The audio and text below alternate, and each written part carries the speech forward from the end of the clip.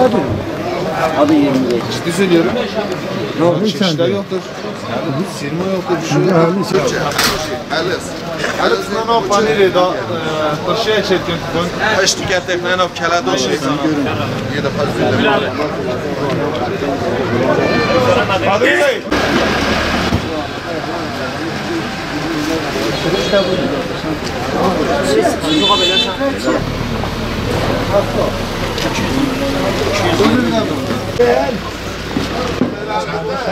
Mendi Bistan Arabistan. Bunun adı çiriş.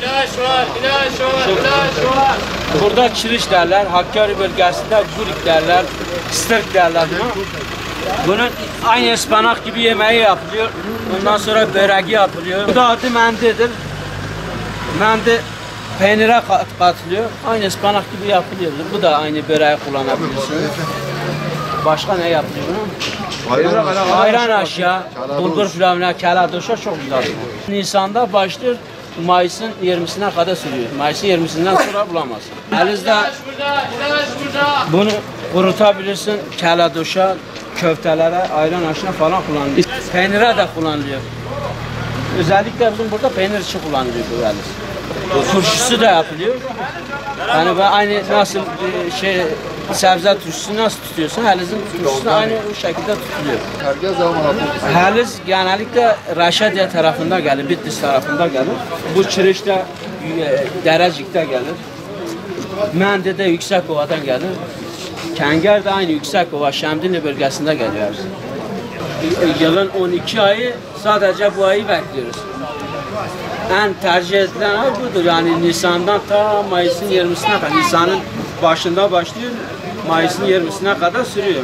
Bu sene çok yüksekti fiyatlar. Yani mazottan dolayı. Geçen sene 6 lira, 5 lira sattığımız hali bu sene 12-13 lira satıyoruz. Geçen sene 2,5 lira sattığımız çiriş bu sene 10 lira satıyoruz. Kenger, geçen sene 5 lira satıyoruz, bu sene 25 lira. Mendi, hepsi mazotun yüzünden. Yani mazot buradan Dereceye gidip gelen 3,5 milyar mazot yapıyor. Tabi orada köylü de topluyor, köylüler illa köylünün de bir geliri olacak bunda. Abi her şeyi mazot öldürüyor yani. İlaç, mide, bağırsak, böbrek, ciğer, kalp, damar ilacı. Doğadan antibiyotik. Para mende, vara govende. Erzana, para mati.